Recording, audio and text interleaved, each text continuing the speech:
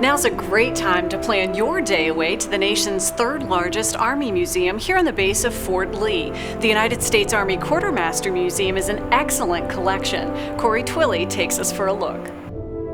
We are the third largest United States Army museum here in the world. We have a massive collection. We have an amazing collection.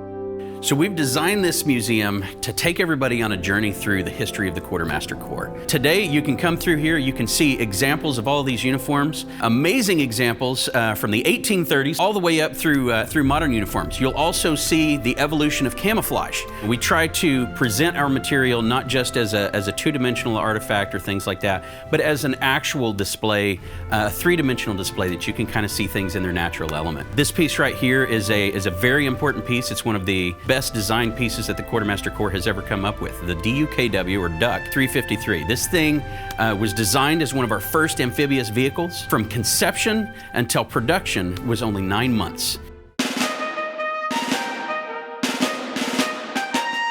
The history of Army food, of course, begins with our inception. As soon as we are created, we have to feed these soldiers. Most folks don't realize that our rations were established by Congress. We didn't take over ration development until the 1870s. Prior to that, when Congress took over, the very first thing they did is tried to save money. They eliminated all vegetables from the menu, so we had nothing but mainly meats and dried beans and rice. The Quartermaster Corps actually devoted an entire division of the Quartermaster Corps to coffee production during World War I. Transportation begins as one of our three primary missions in 1775. We take on transportation and we actually don't turn that over until 1943. So all aspects of transportation were developed by the Quartermaster Corps. The Jeep and every Jeep that's come after that has evolved from that Quartermaster Corps specification. This piece is actually Patton's primary Jeep that he used during World War II.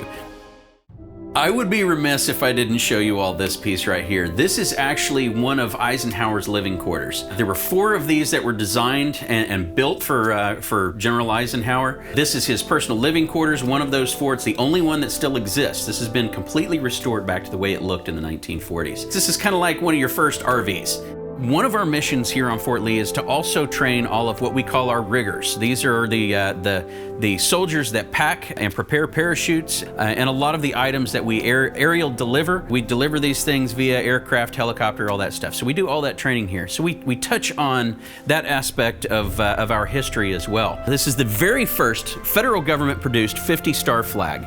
Now, who would be important enough to get something like this but the President of the United States? In fact, this piece sat in the Oval Office.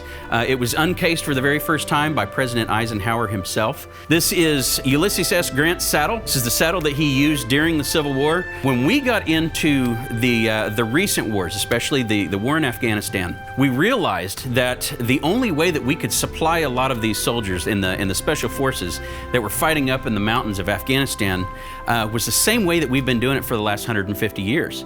So what we did was we took the pack saddles that we had developed in the past, and a Special Operations Command basically took those, studied them, and put them back into production, and we developed our first major saddles since World War II.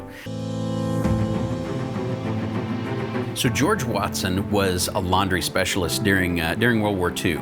He was serving on an Army transport ship, and the ship came under attack by the Japanese.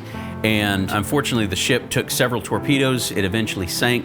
As it was sinking, Private Watson, who was a fairly exceptional swimmer, swam back to rescue one of his crewmates. And then as he brought them to safety, he realized there were more in the water.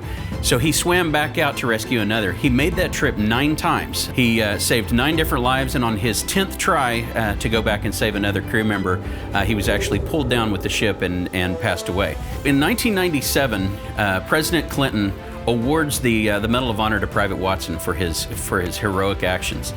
This is only a third of the collection. We actually maintain over 30,000 three-dimensional objects here, and almost about 250,000 documents and photographs. The United States Army Quartermaster Museum is nothing short of outstanding. With an extensive collection of national treasures, it's a must-see. Start planning your day away. Visit bestpartva.org.